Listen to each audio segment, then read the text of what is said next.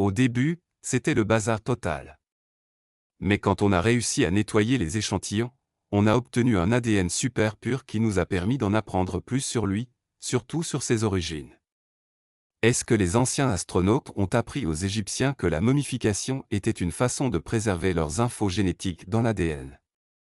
Pendant plus de 3000 ans, l'histoire de Toutankhamon est restée enfouie sous les sables d'Égypte, cachée derrière des masques en or et des tombes scellées. Mais aujourd'hui, les scientifiques sont allés au-delà des trésors et ont plongé dans son ADN même, découvrant un secret de famille choquant que personne n'aurait pu imaginer. Graham Hancock a souvent dit que l'histoire cache des secrets qu'on ne nous raconte pas. Et cette découverte le prouve carrément. Ce que les chercheurs ont décodé ne change pas seulement notre vision du roi garçon, ça nous force à remettre en question tout ce qu'on pensait savoir sur sa dynastie.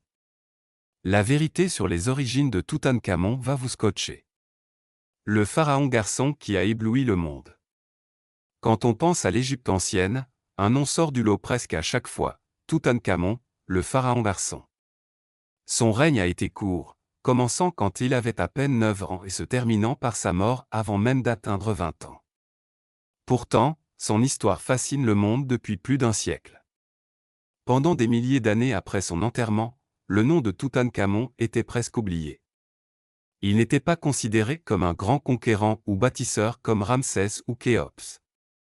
Son règne n'a pas produit de grands monuments ni de victoires militaires éclatantes. Mais ce que l'histoire n'a pas gardé, le hasard l'a fait. Et ce hasard a pris la forme d'une des plus grandes découvertes archéologiques de tous les temps. En 1922, l'archéologue britannique Howard Carter et son équipe, financés par Lord Carnarvon, fouillaient la vallée des rois.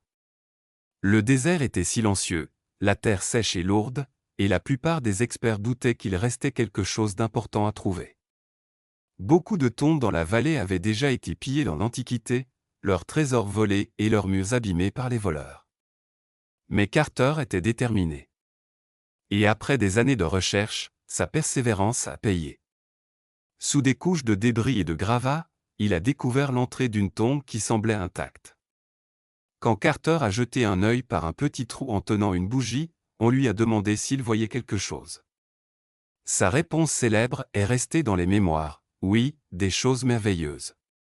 Ce moment a changé non seulement sa vie, mais aussi la façon dont le monde voyait l'Égypte ancienne. La tombe de Toutankhamon, cataloguée KV62, était presque intacte, remplie de trésors inimaginables. Des sanctuaires couverts d'or, des statues en albâtre, des colliers incrustés de pierres précieuses, des armes, des chars et des meubles étaient entassés comme figés dans le temps. Mais par-dessus tout, il y avait le masque funéraire, un chef-d'œuvre en or et pierres incrustées, une image si puissante qu'elle est devenue une icône de la civilisation ancienne elle-même. Cette découverte était différente de tout ce que les archéologues avaient vu avant. La tombe de Toutankhamon était petite comparée à celle d'autres pharaons. Mais ce qu'elle manquait en taille, elle le compensait en préservation. Dans un monde où la plupart des sépultures royales avaient été pillées des siècles plus tôt, le lieu de repos du roi garçon avait survécu aux âges. Chaque objet racontait une histoire de richesse, d'artisanat et de croyance en l'au-delà. Ça offrait aux historiens un rare aperçu de comment vivaient les royaux égyptiens, comment ils se préparaient pour l'éternité et à quel point ils valorisaient la protection divine. La fascination mondiale a été immédiate. Les journaux du monde entier ont publié des gros titres sur les choses merveilleuses vues par Carter. Les images du masque se sont répandues rapidement, capturant l'imagination de millions de personnes. À une époque où l'égyptologie était déjà populaire, Toutankhamon est devenu une sensation. Pourtant, l'excitation portait une touche de peur. Des rumeurs d'une malédiction des pharaons ont circulé après la mort soudaine de Lord Carnarvon, juste quelques mois après l'ouverture de la tombe. Des histoires d'accidents étranges et de maladies mystérieuses autour des fouilles ont alimenté le mythe que Toutankhamon frappait depuis l'au-delà pour punir ceux qui avaient troublé son repos éternel. Pendant que les scientifiques balayaient la malédiction comme superstition, la fascination ne faisait que grandir. La tombe de Toutankhamon avait donné au monde moderne quelque chose qu'il désirait ardemment, du mystère, des trésors et un lien direct avec une des civilisations les plus puissantes de l'histoire. Mais même si les trésors éblouissaient le public, des questions plus profondes ont commencé à émerger. Qui était vraiment Toutankhamon? Pourquoi sa tombe était-elle si petite pour un roi, presque comme si elle avait été préparée à la hâte?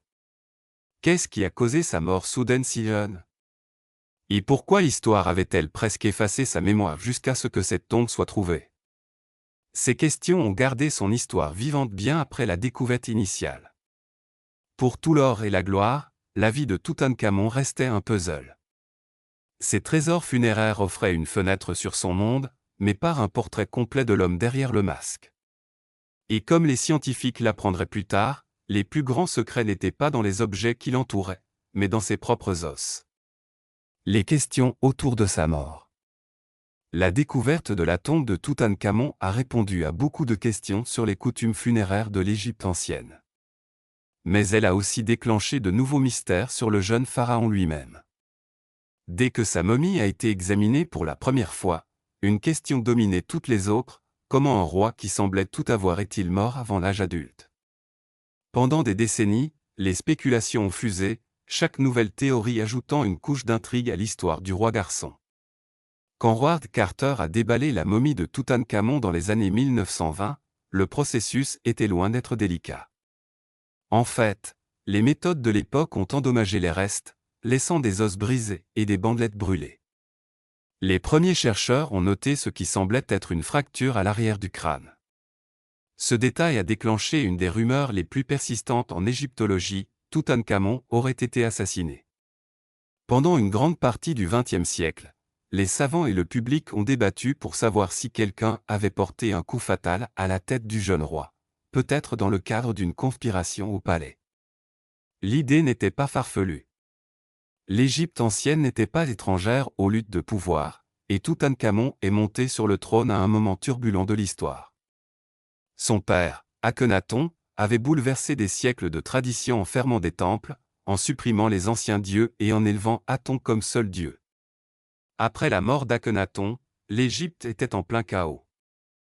Un enfant a été placé sur le trône, entouré de conseillers et de généraux ambitieux. Toutankhamon était-il un pion dans des jeux politiques plus vastes? Si c'était le cas, une mort soudaine et suspecte n'aurait pas été surprenante. D'autres théories suggéraient un accident tragique plutôt qu'un meurtre.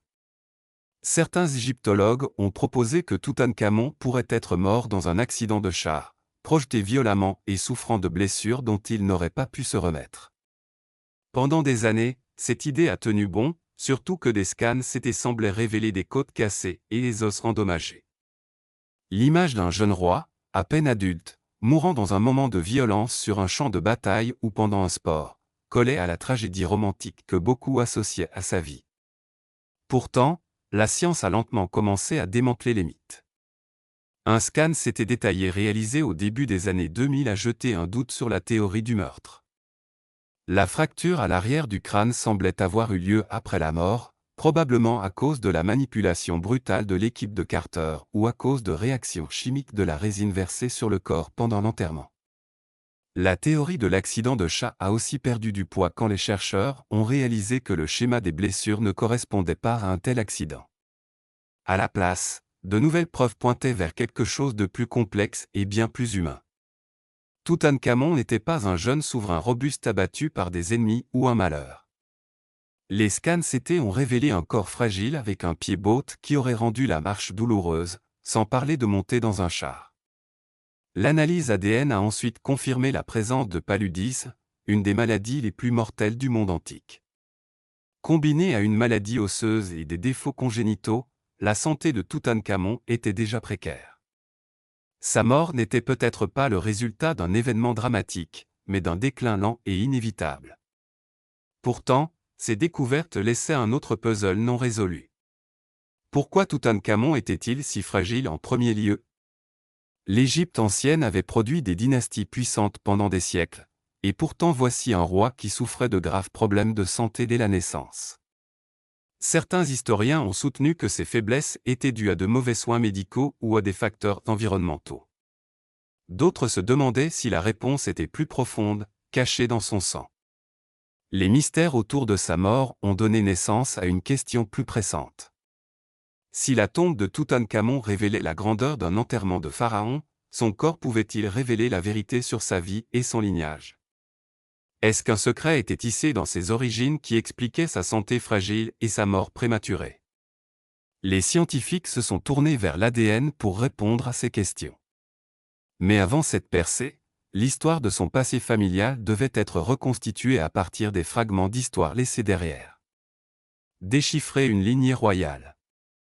Pour comprendre Toutankhamon, on ne peut pas regarder seulement sa tombe ou les mystères de sa mort. Son histoire est profondément liée à un des moments les plus turbulents de l'histoire égyptienne, la période d'Amarna. C'était l'époque de son père, le pharaon Akhenaton, dont le règne a été décrit comme révolutionnaire, voire radical pour les changements religieux qu'il a introduits. Pendant des siècles, l'Égypte avait adoré un vaste panthéon de dieux avec des temples, des rituels et des prêtres formant l'épine dorsale de la société. Mais Akhenaton a tenté quelque chose qu'aucun pharaon n'avait osé avant.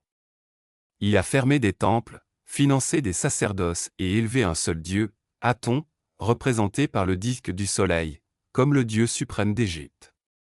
Ce bouleversement religieux a déstabilisé le royaume. Le culte traditionnel de dieux comme Amon, Osiris et Hathor était ancré dans la vie égyptienne depuis des millénaires.